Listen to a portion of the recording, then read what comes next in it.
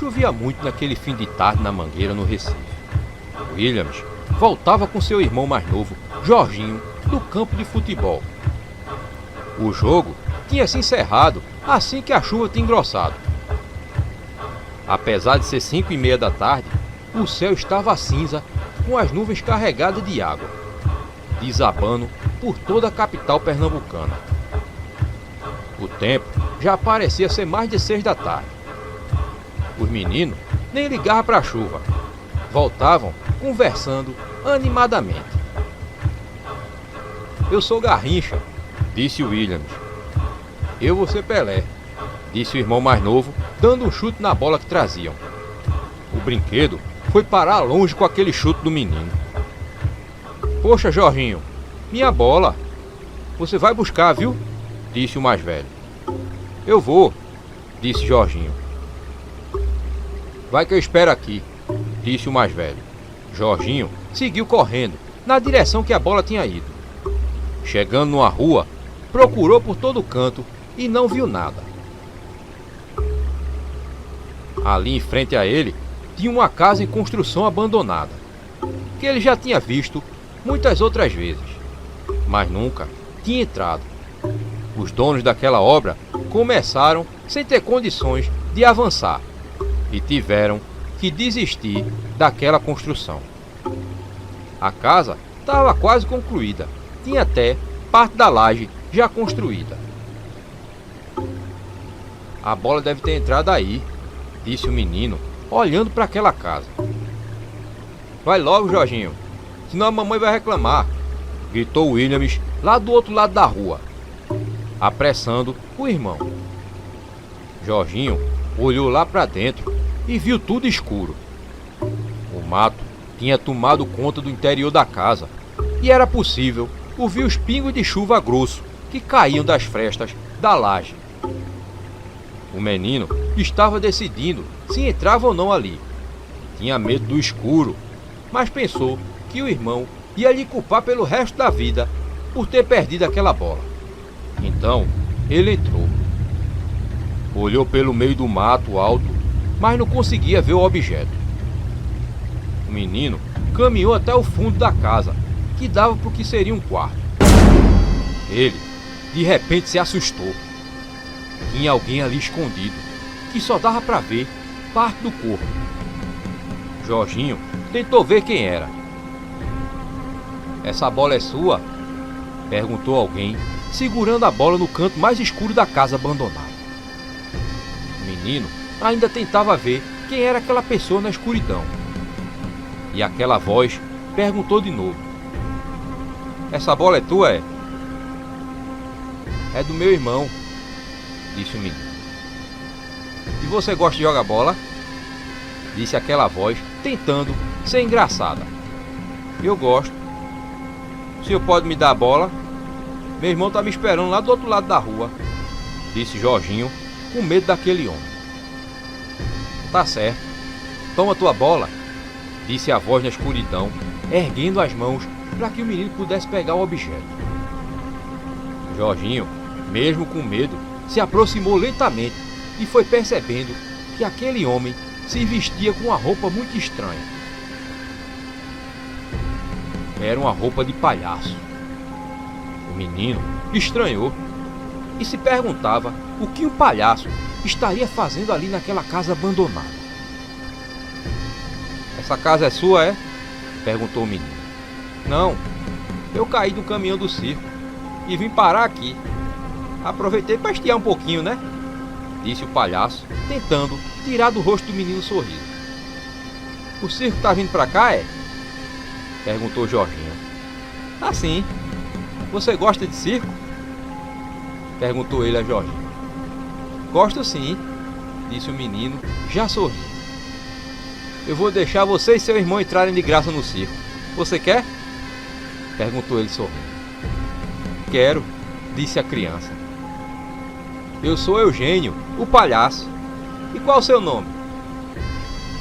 Meu nome é Jorge, disse o menino. Toma sua bola, falou ele, e o menino de repente foi tomado por uma sensação de medo quando se aproximou daquele homem. Pode pegar. Tenha medo não, disse o palhaço, que percebia que o menino estava muito assustado. Jorginho tomou coragem e pegou a bola. Mas nessa hora, ele foi puxado para dentro da escuridão. Jorginho! Gritava o Williams lá do outro lado da rua. Decidiu então ir em busca do irmão. Chegou na rua a qual o irmão tinha ido, mas ali só tinha chuva e ninguém mais. Os olhos do menino bateram então naquela casa abandonada. Teria seu irmão entrado ali? Se perguntava. Decidiu entrar e olhar lá dentro. Entrou e foi indo até os fundos da casa. A casa estava muito escura e de zoada só tinha os pingos da chuva que caía ali dentro. Jorginho! Chamou ele de novo.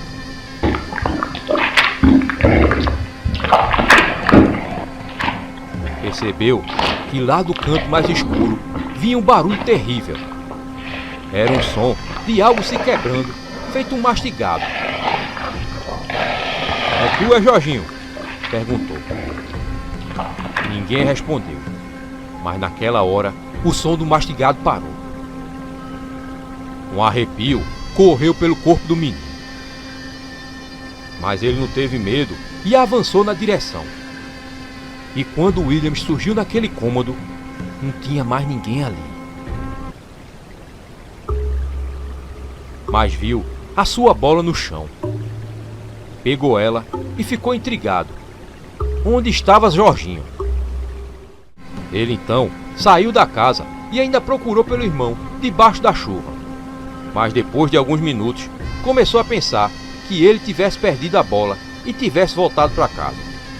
Então, enquanto a chuva só aumentava, Williams voltou para casa com a bola, se perguntando o que seria aquilo no meio do matagal.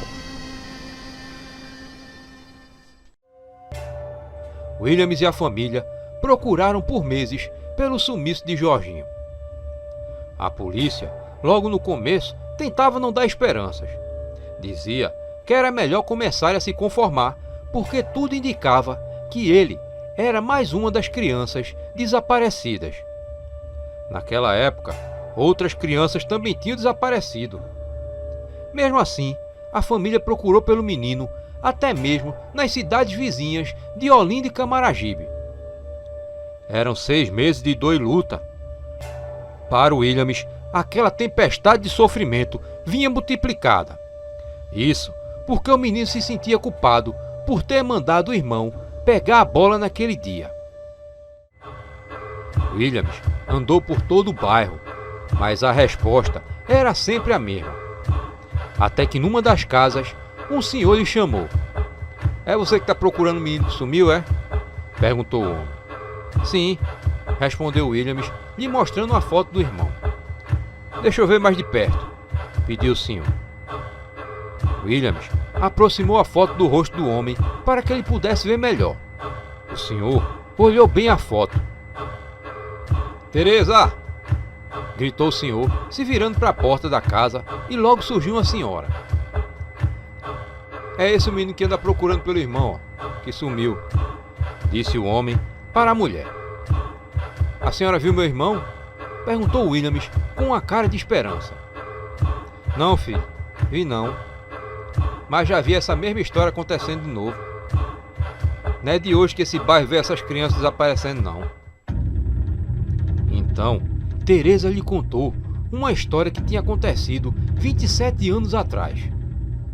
A mulher disse que quando era criança e tinha 12 anos, corria pelo bairro a história de que alguém estava levando as crianças. E era muita criança que sumia. Se falava em todo tipo de mal-assombro, de lobisomem a papa-figo. Por isso, quando anoitecia na Mangueira, não tinha mais nenhuma criança na rua. Mas um dia, Teresa desobedeceu os pais e saiu no rumo da casa de uma amiga. O objetivo dela era ver o irmão da amiga de quem ela gostava. A menina caminhou pelas ruas que àquela hora já estavam desertas. Mas algo macabro lhe aguardava quando fosse passar pelo velho terreno da cacimba. Ali era onde os antigos moradores há muito tempo iam buscar água. Foi quando a menina viu um enorme circo, ali na área onde ficava a velha cacimba. Achou estranho, pois pela manhã tinha passado por ali voltando da escola e não tinha visto nada, muito menos um circo daquele tamanho. Mas tinha tanta gente ali na frente e ouviu o som que vinha lá de dentro da tenda que a menina acabou ficando maravilhada com aquele circo. Logo, ela viu um palhaço vindo em sua direção. "Oi, menininha, você gosta de circo?" disse ele.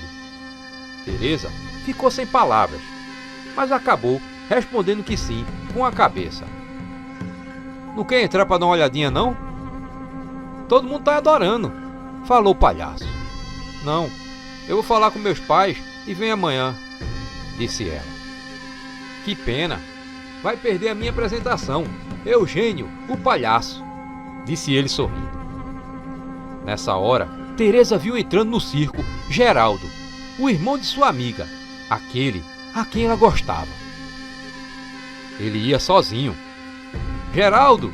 gritou ela. Mas o menino entrou no circo e nem sequer olhou para trás. "Tá vendo?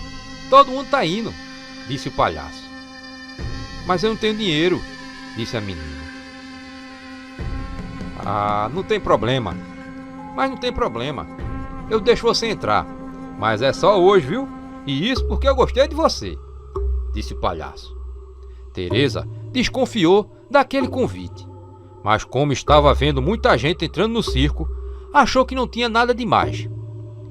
Apressou o passo para ver se ainda alcançava o irmão da amiga. Mas assim que passou pela entrada da lona, algo inacreditável aconteceu.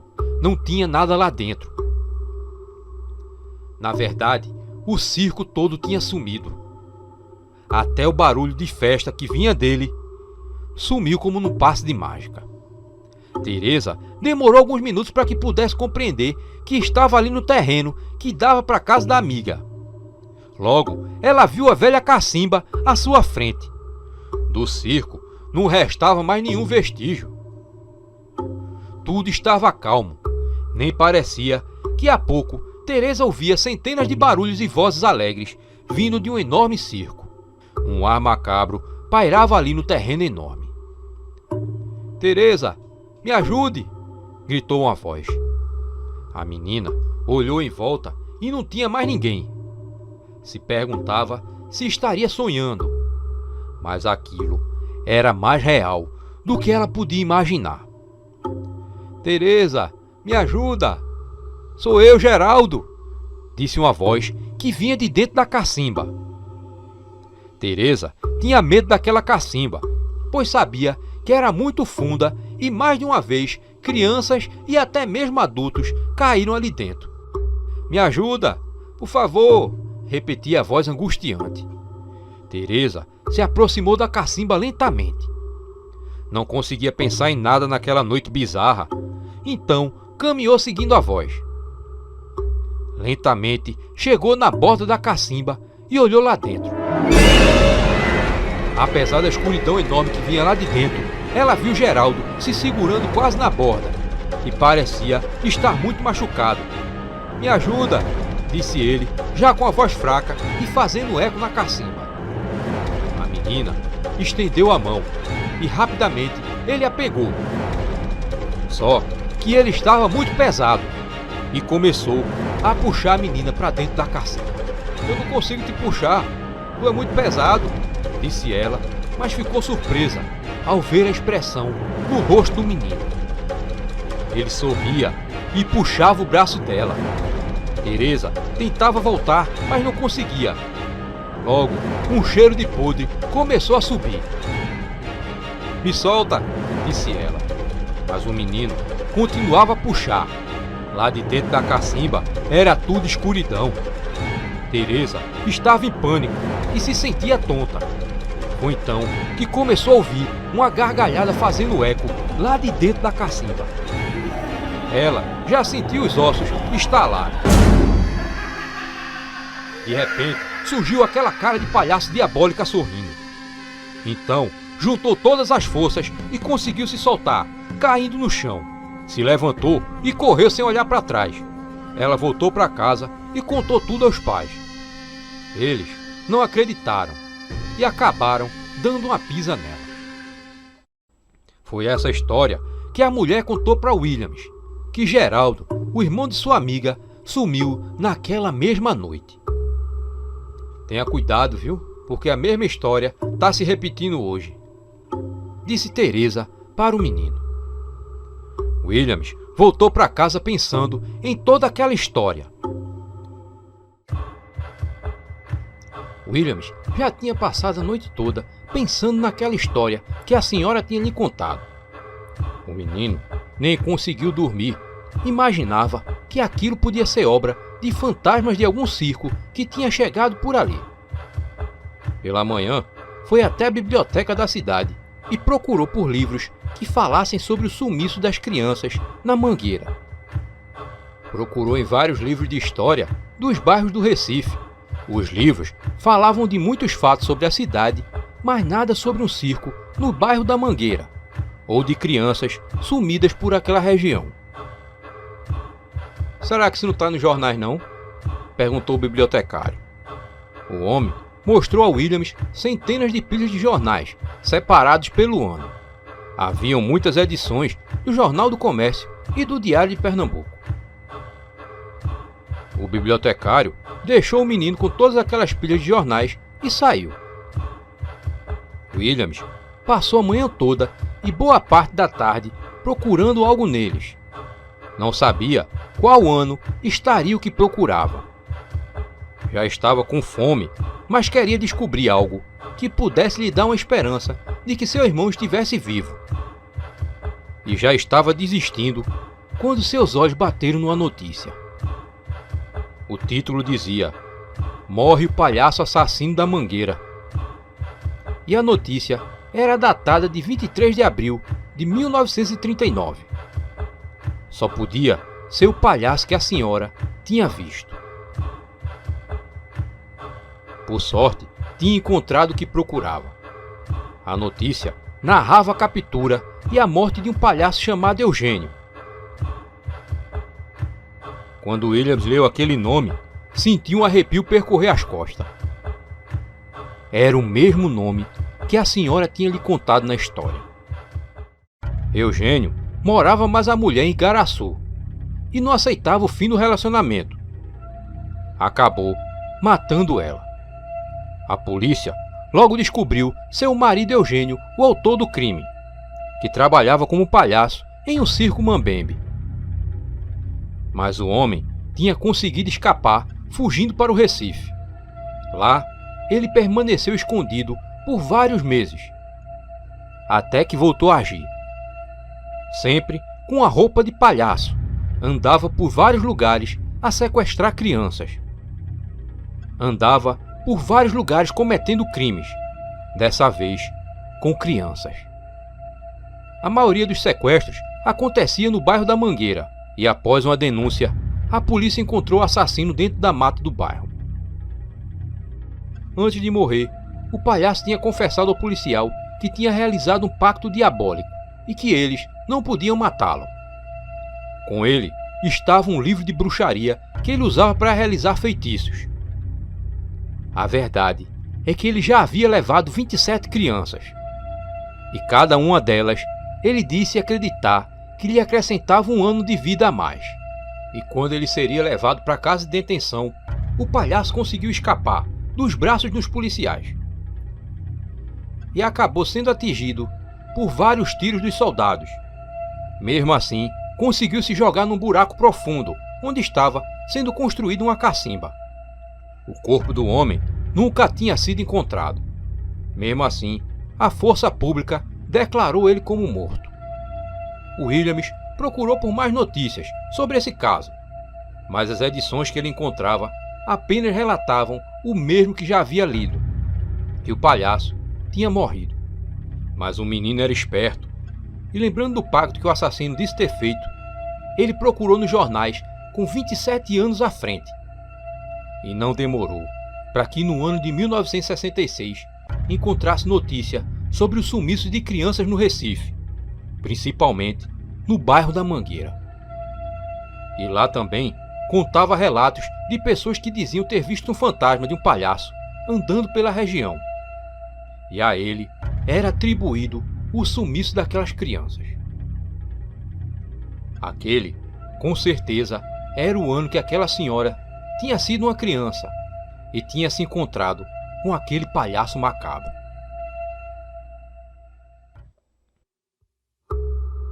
Williams saiu da biblioteca. Tinha desvendado parte do mistério. Para ele, ainda lhe sobravam esperanças de encontrar seu irmão vivo.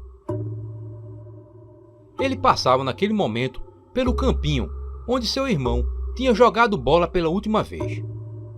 Seu maior arrependimento era ter mandado Jorginho pegar a bola. Era disso que mais se arrependia. De repente, ele parou no meio do campinho. Tinha tido uma ideia. A cacimba ficava logo ali mesmo, atrás do campinho, perto onde o povo jogava lixo. O céu já estava começando a dar sinais de escurecer. E assim, ele chegou na cacimba e olhou. Lá dentro, ele viu que não tinha água e já fazia muito tempo que a cacimba não enchia d'água. Foi então que William sentiu um vento subir. Mas o Williams sabia que aquela cacimba vinha de um antigo açude que existia ali na época que seu pai era criança. E lá tinha uma caverna. Então, ele percebeu algo macabro. Aquela caverna, que para ele tinha um nome muito estranho, agora fazia todo sentido. Era a caverna do palhaço. O dia estava quase escurecendo. Mesmo assim, o menino decidiu ir lá. Lentamente, passou pela entrada larga que dava para passar até um adulto daquela caverna. Nunca ele tinha entrado ali em sua vida. Pensava ele em encontrar o irmão lá dentro, talvez preso. O lugar tinha um cheiro forte de mofo. Lá fora, a tarde começava a se despedir e o menino continuava corajosamente a entrar. O silêncio era enorme. O som dos passos que ele fazia ecoava. De repente, ele viu uma luz surgindo e encontrou uma área enorme. A luz provavelmente era da cacimba, já que vinha de um buraco lá no alto. O lugar não tinha nada a não ser algumas pedras enormes. No meio daquela área tinha um poço de uns 5 metros. Williams até ficou tonto só de olhar lá para dentro. Parecia um abismo sem fim. Foi quando ele viu algo se mexendo atrás de uma pedra. Williams sentiu um calafrio, mas logo ele reconheceu quem era. Era seu irmão Jorginho. "Williams, eu tô com fome", disse o menino. "Jorginho, tu tá bem?", perguntou ele. "Tô me sentindo fraco", falou Jorginho. "Vem, eu te ajudo", disse Williams, correndo para segurar o irmão. Mas nessa hora, o menino começou a rir de uma forma estranha e começou a se virar numa figura grotesca. Era o palhaço macabro, Eugênio. "Cadê meu irmão?", perguntou o menino. "Você vai ver onde ele está já já", disse o palhaço. Williams entendeu naquela hora que Jorginho estava morto. Ali, sua esperança de encontrar o irmão tinha caído por terra. Mas ele não sentia medo, sentia a raiva daquele palhaço. "Seu maldito, você matou meu irmão", gritava Williams. "E eu vou matar você também. Preciso de mais 27 crianças para viver por mais 27 anos. E só me faltava uma. E veja só, o diabo me mandou uma criança nojenta aqui", disse o palhaço rindo. Mas aquilo era um blefe dele. A verdade é que o palhaço Eugênio tinha se tornado um espectro, e para assumir a forma física e poder devorar uma criança, ele precisava assustar aquela criança. Mas caso a criança não tivesse medo, ele enfraqueceria. Williams não sabia disso, mas avançava com fúria na direção daquela entidade. Meu irmão queria ser um jogador de futebol e você matou ele, gritava o menino. O palhaço agora claramente demonstrava medo. Sua risada começou a ficar sem graça e com volume muito baixo. O menino percebeu e avançava cada vez mais. O palhaço foi derretendo até se virar numa gosma, que continuava a se mexer no chão. Foi então que Williams deu um chute e ela caiu dentro do buraco. O menino ficou um tempo olhando para o buraco e pensando em tudo que tinha acontecido com ele. As coisas não tinham saído como ele imaginava. Nunca mais veria seu irmão. Pelo menos esse demônio nunca mais vai matar outras crianças, disse ele saindo dali. Decidido a não contar para ninguém, mesmo porque quem poderia acreditar numa história dessas?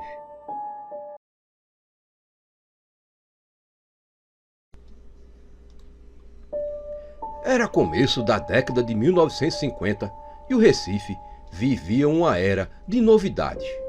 As ruas começavam a se encher de veículos e pessoas. Muitos diziam que a capital pernambucana não estava tão distante de uma cidade como Paris. Aquele fim de tarde, Padre Teodoro olhava de um lado ao outro. Parecia ansioso. Ao seu lado, um menino de uns 10 para 12 anos. Era Joaquim.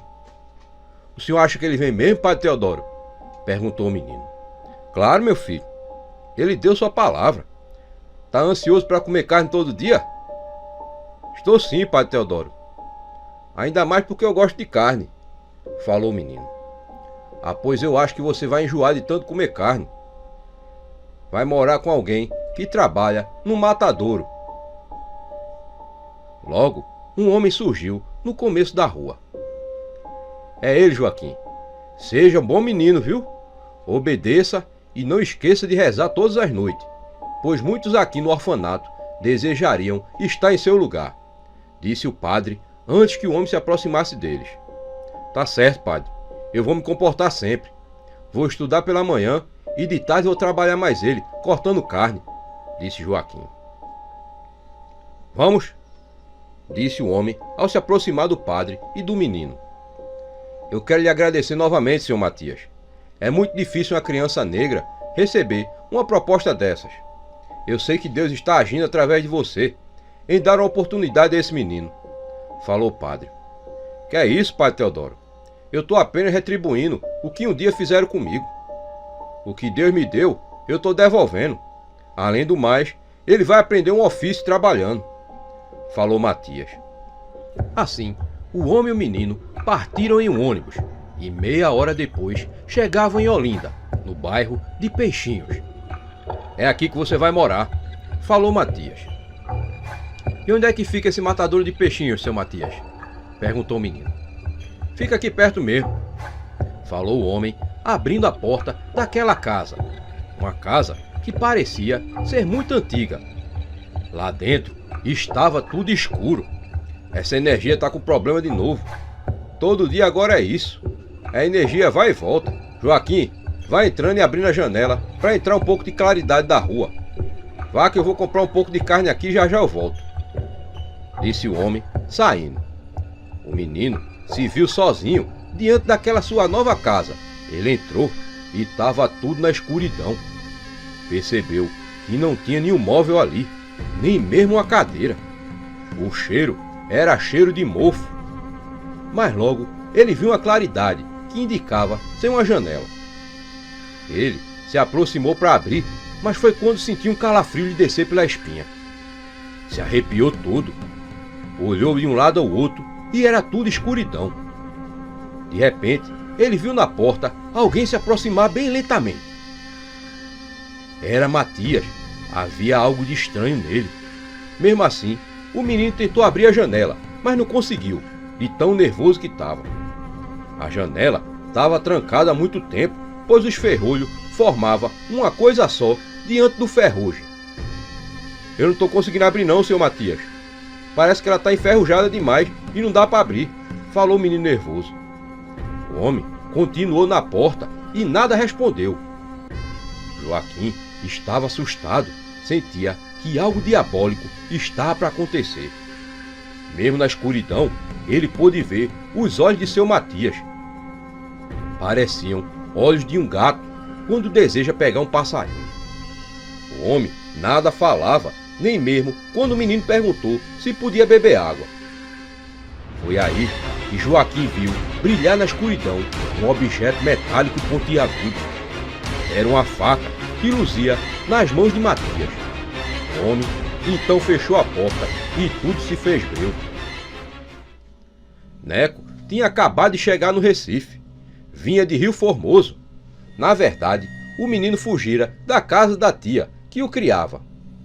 Vinha em busca de encontrar o pai, Amaro José, que tinha vindo para o Recife vender mariscos. O menino só o vira quando tinha 4 anos, e mesmo agora com 10, ainda não tinha esquecido o rosto do pai. Nos primeiros dias na capital, Neco andou por todo canto, perguntando a todos se alguém o conhecia. Mas ninguém sequer tinha ouvido ou visto alguém com aquele nome. O menino vinha apenas com a cara e a coragem, e não encontrando o pai, acabou tendo que dormir na rua.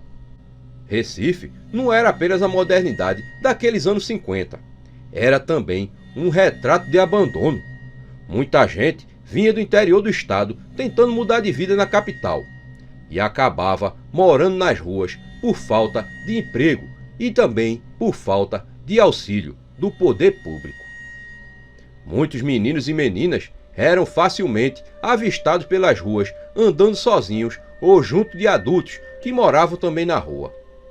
Sem dinheiro, Neco teve que se virar e foi difícil comer. Havia muitos outros concorrentes pedindo esmola por ali. Já tinha se passado 3 dias e tudo que tinha conseguido comer foi um prato de sopa dado por uma senhora que morava perto da Basílica de Nossa Senhora do Carmo. Agora a fome voltava a apertar. A noite chegava e logo as ruas ficavam desertas. Um frio congelante passeava pela cidade junto com o vento. O cansaço e a fome tiravam as últimas forças do pobre menino. Neco andou várias ruas até que conseguiu encontrar um beco escuro. Ali parecia ser um bom lugar para passar aquela noite. De repente, sentiu uma forte mão lhe agarrando o braço. "Ei, menino, esse beco tem dono", gritou aquele homem que surgia do nada da escuridão. Neco se desculpou e tentou se soltar, mas não conseguiu. Estava fraco demais, ou então as mãos daquele homem eram muito fortes. "Você até que tá limpinho para esses moleques daqui. Acho que já sei como é que eu vou me esquentar essa noite", disse ele, puxando o Neco para perto de si. O homem trazia na cara um sorriso diabólico. O menino então arregalou os olhos e viu que aquela seria uma noite de horror para ele. Mas foi aí que ele viu o homem parar no tempo, sentiu as mãos daquele homem demoníaco se folgarem, e em seguida ele caiu duro, feito um tronco de árvore no chão. Neco até pôde ouvir a pancada que a cabeça dele fez ao se chocar com as pedras no chão. Tava morto. O menino permaneceu calado. Foi quando viu outra criança, de mais ou menos sua idade. "Se não fosse eu, tu tava lascado agora", disse a criança, tirando das costas daquele homem uma peixeira toda ensanguentada. Neco parecia ter perdido a fala, afinal tinha escapado por pouco de ser violentado. "Meu nome é Bill, qual o teu?", perguntou aquela criança a Neco. "Meu nome é Manuel José, mas meu apelido é Neco." "Tu matou esse homem?", disse ele assustado. "Esse aí tava devendo a morte já. Só fiz ele pagar ela. Não valia 1 centavo. Tu veio de onde? Que eu tô vendo que tu não é daqui." Eu vim de Rio Formoso. Tô procurando meu pai, que veio pra cá vender marisco. Eu vim de Igaraçu e tô aqui desde os 5 anos morando na rua. Minha mãe e meu pai eu nunca vi na vida, disse Bill. E como foi que tu me viu aqui? Perguntou Neco. Eu já tinha te visto por aí. Aí eu vi tu passando e te segui. Foi tua sorte. Aqui tem muito perigo. Tem essas pestes que quer fazer mal às crianças e tem também o papa-figo, que é pior ainda. Papa-figo? O que é isso? Perguntou Neco. Diz que é um velho que vira bicho e vive de comer fígado de criança. Só por aqui já assumiu umas 10 crianças, falou Bill. Vixe Maria, não sabia dessa história não, falou Neco. Ah, pois é, teve um menino agora mesmo que morava no orfanato e foi encontrado morto dentro de uma casa, sem o fígado, que foi mais uma vítima do papa-figo. Neco se arrepiou ao ouvir aquela história. Sabia que a noite do Recife era assustadora e tenebrosa, mas não tinha noção de que tinha perigos como aquele tal papa-figo. Vem comigo, tem um lugar onde a gente pode dormir tranquilo. De manhã eu vou te ensinar como é que a gente consegue as coisas por aqui, falou Bill. Neco não pensou 2 vezes e logo seguiu ao lado daquela criança. Estava mais tranquilo, saindo de perto daquele morto. E assim seguiram os dois andando pela noite escura recifense.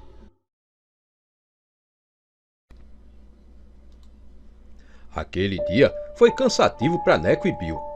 Eles andaram pelo cais de Santa Rita em busca de vendedores de marisco. Já fazia 2 dias desde que as crianças se tornaram amigos. A amizade dos dois ia apenas se firmando cada vez mais.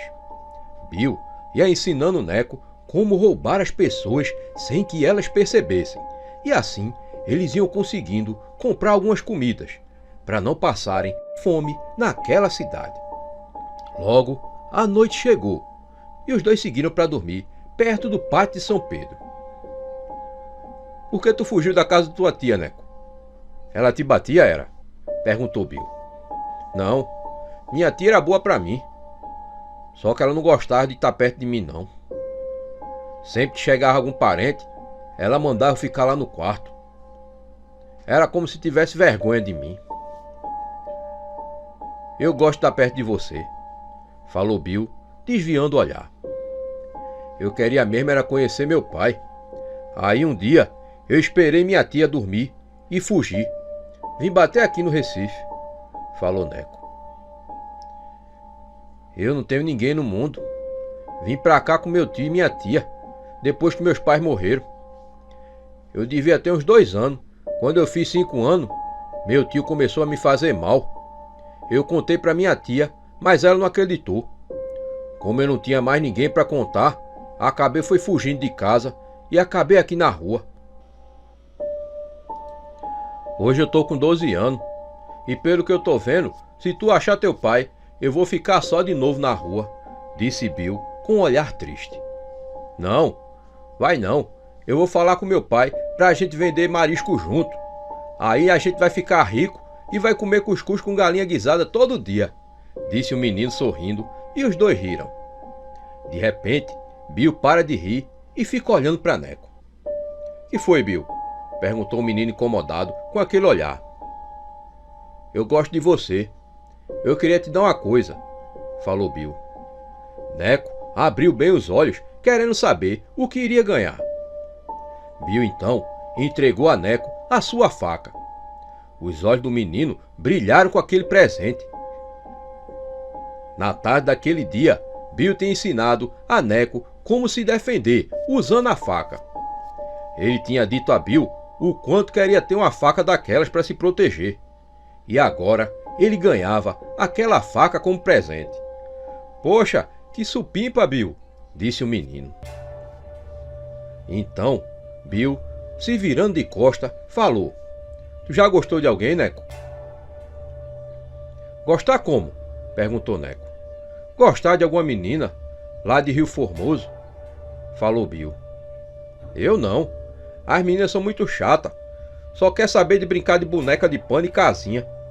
Eu não aguento ficar com elas no pé do ouvido o dia todo, falou o menino sorrindo. E o que tu acha de eu? Perguntou Bill. Tu é gente fina, é desenrolado. Uma menina não ia aguentar viver assim não. Eu tenho uma coisa para te contar, Neco, disse Bill, ainda desviando o olhar. Oxe, e o que é? Perguntou o menino curioso. Eu sou menina, disse Bill. Neco ficou sem entender. Depois que eu fugi da casa dos meus tios, eu vim morar na rua. E eu aprendi rápido que aqui as meninas é as que mais sofrem. Por isso, eu cortei meu cabelo e passei a me disfarçar de menino. Mas depois do que eu vi que ia acontecer com você naquele dia, eu percebi que nenhuma criança tá a salvo aqui na rua. Então tu mentiu teu nome também, foi? Falou Neco. Não, meu apelido é mesmo Bill, pois meu nome é Severina. Severina Maria, falou Bill, revelando aquele segredo. Neco ficou sem respostas e nada mais falou diante daquela revelação. Jamais imaginaria que uma criança tão desenrolada como Bill fosse na verdade uma menina. E assim, os dois se deitaram debaixo de uma marquise ali mesmo, onde vários moradores de rua dormiam juntos. De manhã, saíram para mais um dia de buscas pelo pai de Neco.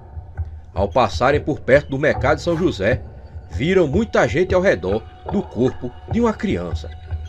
Souberam na hora que ela estava sem o fígado. Neco ficou aterrorizado.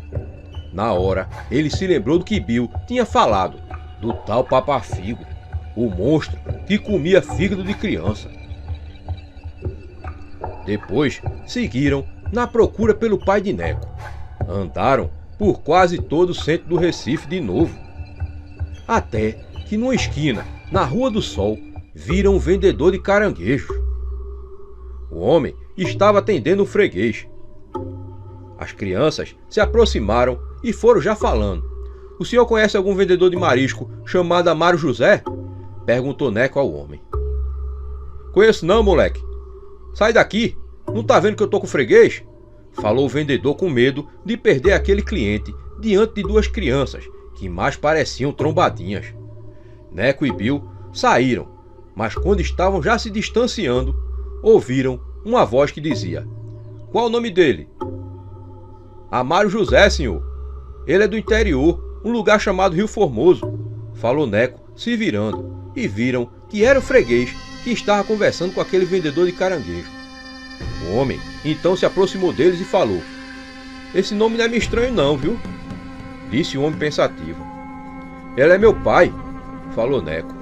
Sim, agora me lembro. Você parece mesmo com ele. Vendedor de mariscos, disse o homem. Os olhos de Neco brilharam ao ouvir aquilo. Por favor, senhor, eu vim de Rio Formoso à procura dele. E já faz uma semana que eu tô morando na rua. Tô passando fome. Me diga onde eu posso encontrar ele, implorou o menino. Vocês moram na rua, é? Perguntou o homem. Bill não gostou nada do olhar que ele lançou para Neco. Seu Amaro tá morando aqui mesmo, na Boa Vista, perto da minha casa. Se eu não tivesse indo agora pro meu serviço, eu ia levar vocês lá. Só que eu largo de 7 horas da noite. Então, ele falou o endereço onde morava. Bill falou que conhecia onde era. Assim que vocês chegarem lá, a gente vai na casa de seu pai, falou o homem. E assim foi embora. Neco ficou muito contente. Aquela tarde toda, eles passaram conversando sobre aquela novidade. No fim da tarde daquele dia, quando se aproximava da hora deles irem até o endereço daquele homem, Bill então falou: Tá muito estranho esse cara, Neco. É melhor a gente não ir não, falou Bill. Oxe, por quê? Perguntou Neco, espantado com a reação da menina. Eu vi o olhar dele, Neco. Eu já vi esse mesmo olhar no meu tio. Eu conheço, falou Bill. Que história? Eu vou encontrar meu pai, falou Neco. É melhor não, Neco. É perigoso. Deixa pra gente ir amanhã. Eu sei onde é que fica, falou Bill. Não, eu vou é hoje mesmo, falou Neco já com raiva. Vai não, Neco. Deixa de ser besta. Esse cara não me pareceu gente boa não. Nem deve conhecer mesmo seu pai. Eu não vou não. disse a menina. Ah é? Eu sei porque tu não vai.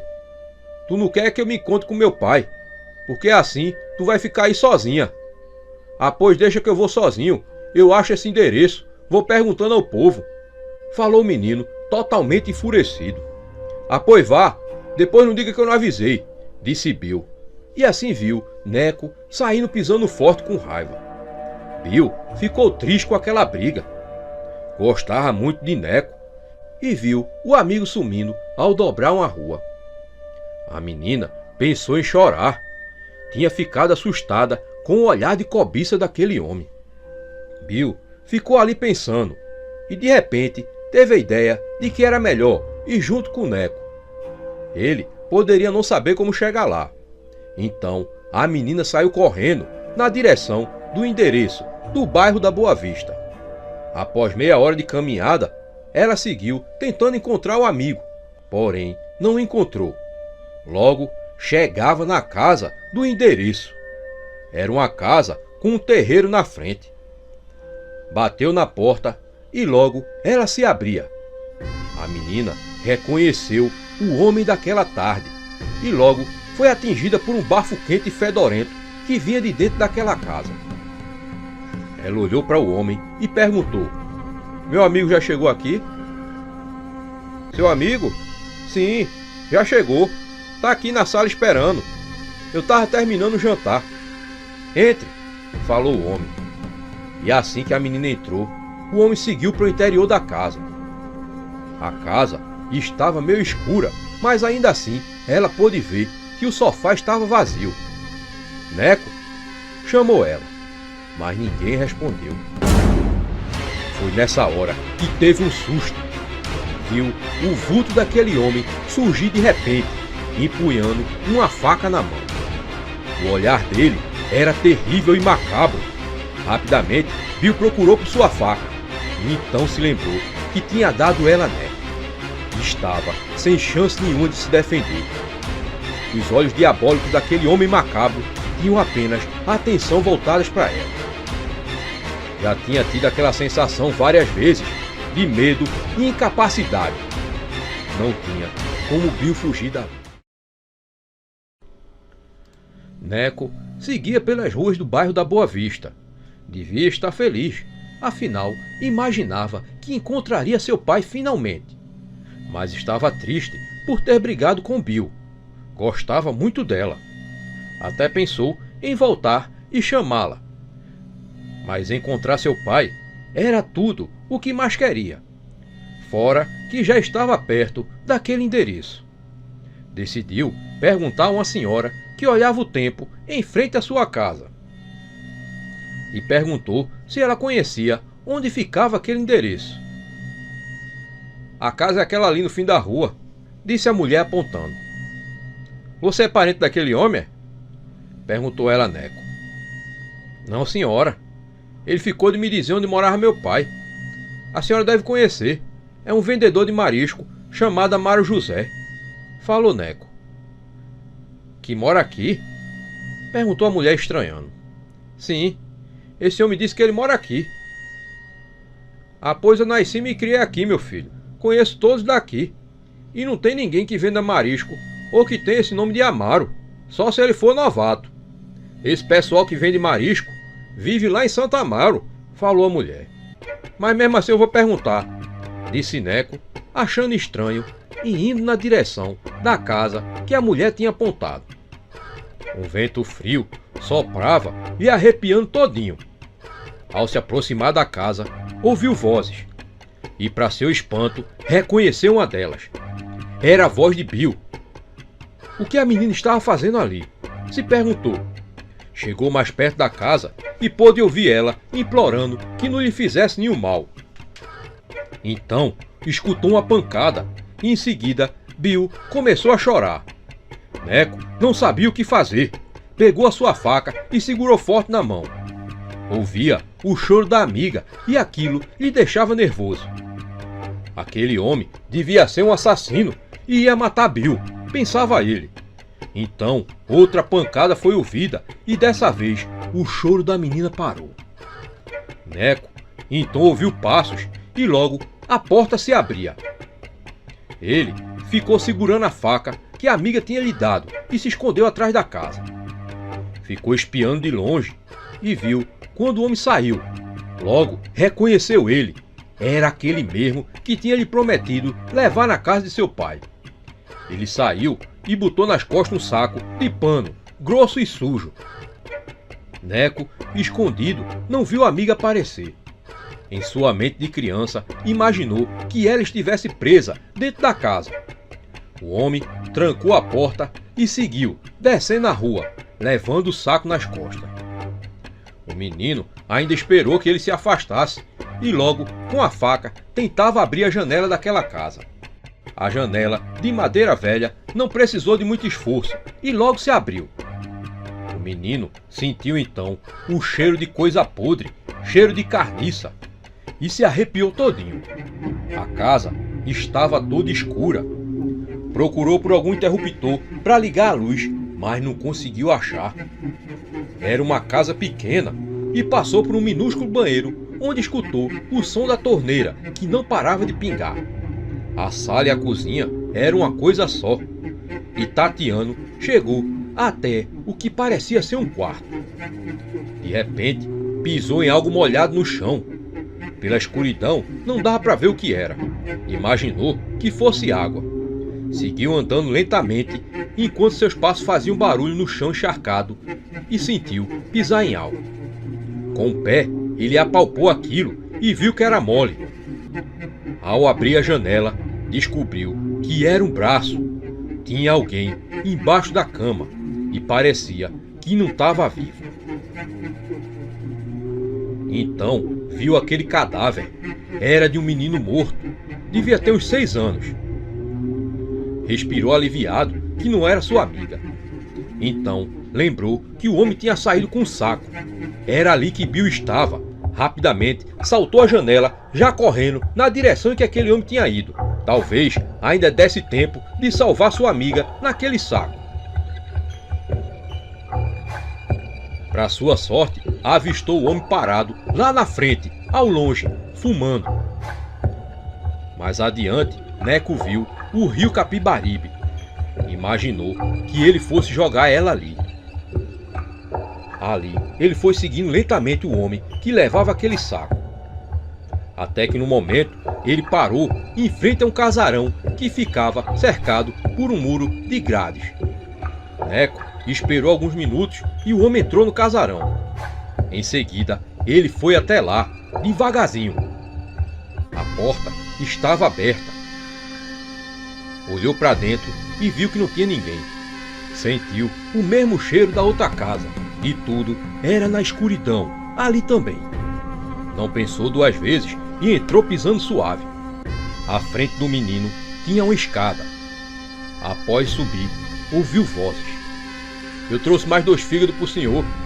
Tá difícil conseguir esses fígados. Os meninos estão ficando muito espertos por aqui, disse aquela voz. Então, ouviu a outra voz. Só isso, seu imprestável. Eu tenho dado a você todo o dinheiro que me resta e é só isso que me traz 2 fígados? Respondeu uma voz de velho, bem esganiçada e cheia de tosse. Calma, doutor Barros. Trouxe também um moleque vivo. Vou deixar ele amarrado aqui, para depois de amanhã, para o senhor poder comer o fígado dele, ainda puro, disse a primeira voz. Logo, ouviu o choro, que ele reconheceu. Era de Bill. Ficou quieto, ouvindo aquele som macabro de mastigado. Vá comendo que eu vou aqui no banheiro, disse uma das vozes.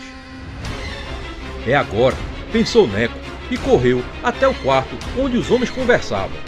Lá, ele viu o saco, e ao olhar para a cama, viu aquela figura horrenda, deitada, coberta com um lençol. Era um homem pálido, com orelhas enormes e olhos esbugalhados. Aquele ser macabro devorava o que devia ser um fígado. Estava em transe, tanto que não viu quando o menino passou. Aquela criatura não era outra, senão o verdadeiro Papa-Figo. Neco rapidamente abriu o saco e viu a amiga toda machucada. A menina parou de chorar quando reconheceu o amigo. Carlos, um desses moleques tá aqui soltando o outro, gritou o velho com uma voz fina. Nessa hora, o homem saltou de repente no meio do quarto. Ele então passou uma rasteira em Neco, que estava de pé, já pronto para correr. O menino caiu no chão. Logo, o demoníaco homem parou e foi aí que ele sentiu uma dor terrível na perna. Neco tinha lhe acertado o calcanhar com a faca, aquela que Bill tinha lhe dado. O golpe foi tão forte que o homem veio ao chão na hora, tendo o sangue espirrando com muita força de sua perna. O Papa Figo começou a berrar. Pegue eles, Carlos, seu imprestável! Gritava. Mas Neco e Bill já desciam as escadas. Antes do menino descer, ele olhou para trás e viu aquele homem ensanguentado no chão. E de sua perna saía muito sangue. Neco e Bill correram mais que puderam e se esconderam em uma pequena mata que ficava ali na beira do rio Capibari. Ali, os dois ficaram até o dia raiar. No centro da cidade, pela manhã, chegaram até um ponto policial e avisaram ali aos soldados. A princípio, os homens não quiseram acreditar naquela história de Papa Figo, mas com muita insistência decidiram ir até o casarão. Era para muitos imaginado como um casarão abandonado. Pertencia a um jovem médico chamado Lúcio Barros de Souza. Todos julgavam que ele já tivesse morrido de uma doença incurável. No local, a polícia encontrou vários restos humanos e uma cama ensanguentada. Porém, não havia ninguém ali. Na casa indicada pelas crianças, foi encontrado aquele menino morto e sem fígado, que Neco tinha encontrado antes. Mesmo tudo indicando que o Papa Figo era real, a polícia registrou o caso como de algum demente assassino, como autor daquelas mortes. O Papa Figo e seu ajudante sumiram para onde ninguém nunca soube. Quanto às crianças, voltaram a viver nas ruas. Guardaram em suas mentes aqueles momentos macabros de terror que viveram diante daquela figura do Papa Figo e de seu ajudante. Continuaram a procura pelo pai de Neco, porém foi em vão. Nunca encontraram o homem. E viveram como muitas outras crianças abandonadas pelas ruas deste país. Esse caos aconteceu lá para as bandas do Maranhão, numa cidade chamada Rosário. Julinho estava muito feliz com aquele boneco. Sempre teve o sonho de ganhar o boneco do Lúcio Show. Era um boneco que falava de verdade mais de 20 frases quando se apertava o botão no peito. Assistia a todos os programas com ele na TV. Sua mãe e seu pai nunca queriam comprar um boneco tão caro daqueles. Mas o avô, Lucas, presenteou o neto com aquele boneco caríssimo. Julinho tinha brincado o dia todo, botando o boneco para falar todas as frases. E já estava na cama para dormir. Ele abraçava o boneco enquanto o sono vinha chegando. Cansado de um dia cheio de brincadeiras, logo o menino dormiu. Já era meia-noite quando ele acordou. Sentiu feito alguém tivesse lhe dado um beliscão no braço. Tava tudo escuro no quarto e a casa em silêncio. Seus pais já deviam estar dormindo uma hora daquelas. Oxente, quem foi que me beliscou? Perguntou ele, ainda sentindo a dor no braço. Se ele não fosse filho único, ia pensar que algum irmão tinha feito aquela traquinagem. Procurou pelo boneco do Lúcio Show na cama e não achou. Ele pensou, será que eu sonhei que ganhei o boneco do Lúcio Show? O menino já ia ficar triste quando viu no chão seu boneco. Julinho se levantou da cama e pegou o brinquedo. Mas de repente se lembrou do beliscão, que ainda doía no braço, e deixou o boneco numa cadeira perto dele. E tentou fechar os olhos para dormir, mas não conseguia. Foi quando ouviu a porta rangendo. A mãe de Julinho nunca deixava a porta fechada e sempre antes de dormir vinha dar uma olhada no filho. Julinho imaginou que fosse sua mãe, mas percebeu que os barulhos do espaço no corredor estavam se distanciando do quarto dele. Do nada, o menino sentiu um arrepio na espinha. "Mamãe, é a senhora?" perguntou Julinho. Mas nada de ninguém responder. Se cobriu todo na cama com medo de ser alguma coisa. E naquela tensão, Julinho acabou dormindo. O dia amanheceu e nenhuma lembrança da noite assustadora ficou em Julinho. Ele continuou a brincar com seu boneco novo. E tão rápido passou o dia e já era noite de novo. E já estava na hora de Julinho dormir. Deixou o boneco na cadeira e voltou para se deitar. Mas de repente começou a ouvir passos pelo quarto e se cobriu todinho. Julinho fechava os olhos, torcendo para aquela zoada ir embora. Mas sentiu alguém sentando na ponta da cama. Rapidamente tirou o lençol do rosto e não viu ninguém no quarto. Mas quando olhou para a cadeira onde tinha deixado o boneco do Lúcio Show, viu que a cadeira estava vazia. O boneco tinha sumido. Procurou pelo quarto com os olhos e nada. Ia gritar chamando pelo pai ou pela mãe, mas não conseguia fazer nenhum som com a boca. Voltou a se cobrir com o lençol. Coberto, ele voltou a ouvir os sons de passos no quarto. De repente, sentiu um tapa na perna. Um tapa tão forte que fazia aqueles que seu pai tinha dado na pisa do dia que falou um palavrão parecerem um carinho. O menino já estava aterrorizado e estava tomando coragem para sair correndo em direção à porta para ir para o quarto dos pais. Um vulto negro tinha passado justamente para trás da porta. Julinho voltou a se cobrir e levou outro tapa na batata da perna tão forte que faria um adulto chorar. Tirou o lençol do rosto e viu o boneco do Lúcio Show sorrindo na cadeira. De repente, o boneco começou a falar as frases sem que ninguém tivesse apertado o botão. Foi quando o boneco parou de falar. O silêncio se fez no quarto. "Se você se esconder, eu vou te pegar", falou o boneco, a frase que Julinho nunca tinha ouvido dele. Com medo de levar outro tapa, Julinho não se cobriu mais. A madrugada toda, o menino não fechou os olhos. Pela manhã, ao ouvir os passos do pai, ele criou coragem e foi até ele. E lhe contou tudo o que acontecera. À tarde, junto com a mãe, queimaram o boneco no terreiro. O boneco demorou a queimar. A mãe de Julinho entendeu que aqueles bonecos deviam ter sido oferecidos ao cão através de algum pacto. E nunca mais que Julinho assistiu aos programas do Lúcio Show. E muito menos quis ganhar um boneco daqueles.